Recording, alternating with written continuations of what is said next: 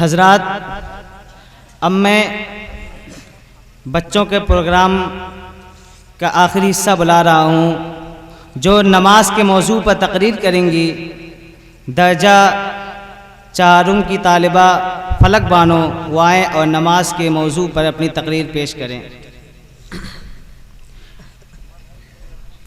سنی نہ مصر و فلسطین میں وہ اذاں میں نے، سنی نہ مصر و فلسطین میں وہ اذاں میں نے، دیا تھا جس نے پہاڑوں کو رعشۂ سیماب۔ وہ سجدہ روح زمین جس سے کانپ جاتی تھی، وہ سجدہ روح زمین جس سے کانپ جاتی تھی، اسی کو آج ترستے ہیں منبر و محراب۔ الحمدللہ وکفا وسلام علی عبادہ الذین اصطفیٰ، اما بعد فاعوذ باللہ من الشیطان الرجیم، بسم اللہ الرحمن الرحیم۔ قد افلح من تزکا وذکر اسم ربہ فصلی، صدق اللہ العظیم۔ کیا بتاؤں اے مسلمان تجھ سے نادانی تیری، کیا بتاؤں اے مسلمان تجھ سے نادانی تیری، نام کو بس رہ گئی ہے اب مسلمانی تیری۔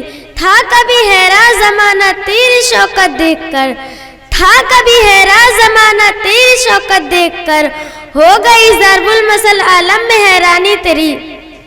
صدر محترم اور حاضرین جلسہ، اللہ تبارک تعالیٰ کا ہم سب پر بڑا احسان ہے کہ اس نے ہمیں اور آپ کو اس دنیا کے اندر اشرف المخلوقات یعنی انسان بنا کر بھیجا۔ اس سے بھی بڑا احسان یہ ہے کہ اس نے ہمیں اور آپ کو مسلمان بنایا۔ بحیثیت مسلمان ہمارے اوپر جس چیز کی ذمہ داری سب سے زیادہ عائد ہوتی ہے وہ ہمارے نبی کے آنکھوں کی ٹھنڈک نماز ہے۔ برادرانی اسلام، نماز جو آج میری تقریر کا عنوان ہے، وہ اسلام کی ایسی اہم ترین عبادت ہے جس کی پابندی نبی اکرم صلی اللہ علیہ وسلم اور آپ کے اصحاب نے زندگی کے ہر موڑ پر کی، یہاں تک کہ جہاد و قتال کے موقع پر بھی اس میں کوئی سستی گوارا نہیں کی گئی ہے۔ یہی وجہ ہے کہ قرآن پاک میں ایک دو جگہ نہیں بلکہ سینکڑوں جگہوں پر نماز کی تاکید اور اس کی اہمیت کو مختلف انداز سے بیان کیا گیا ہے۔ اللہ تبارک تعالیٰ نے فرمایا اقیموا الصلاۃ، نماز قائم کرو، وامر اہلک بالصلاۃ واصطبر علیہا، اپنے گھر والوں کو نماز کا حکم کرتے رہیے اور خود بھی اس کا اہتمام کیجیے۔ یا ایھا الذین آمنوا استعینوا بالصبر والصلاۃ، اے ایمان والو مدد حاصل کرو صبر کے ساتھ اور نماز کے ساتھ۔ واقیموا الصلاۃ ولا تکونوا من المشرکین، اور نماز قائم کرو مشرکوں میں سے نہ ہو جاؤ۔ حافظوا علی الصلوات والصلاۃ الوسطیٰ وقوموا للہ قانتین، تمام نمازوں خصوصاً بیچ والی نماز یعنی عصر کی محافظت کرو۔ قرآن پاک میں ہی ہے اہل جنت اہل جہنم سے سوال کریں گے ما سلککم فی سقر، تمہیں کون سی چیز دوزخ میں لے گئی؟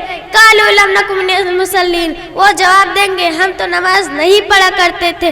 میرے عزیزوں اور دینی بھائیوں، نماز جہنم سے نجات دینے والی ہے۔ نماز روح کی غذا ہے، نماز ہر درد کا درما ہے، نماز بیماری سے شفا ہے، نماز مومن کا سب سے بڑا ہتھیار اور سب سے بڑا سہارا ہے۔ آج ہم در در کی ٹھوکریں کھا رہے ہیں اور اپنے مسائل کے حل کے لیے نہ جانے کن کن لوگوں کے پاس جا رہے ہیں، لیکن جو ہمارا سب سے بڑا ہتھیار اور سب سے بڑا سہارا ہے اس کی جانب سے ہماری غفلت اور لاپرواہی دن بدن بڑھتی جا رہی ہے۔ پورا پورا گھر، پورا محلہ بلکہ آبادی آبادی اسلام کی اس محترم شان عبادت کو چھوڑے ہوئے ہے۔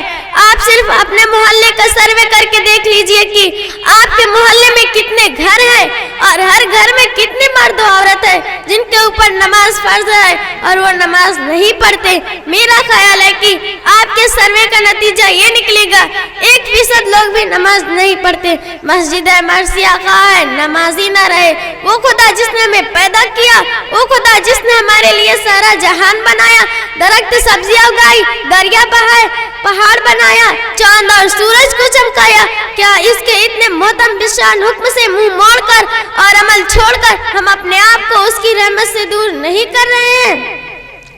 نبی اکرم صلی اللہ علیہ وسلم کا ارشاد ہے لکل شیء علم وعلم الایمان الصلاۃ، ہر چیز کی ایک نشانی ہوتی ہے اور ایمان کی نشانی نماز ہے۔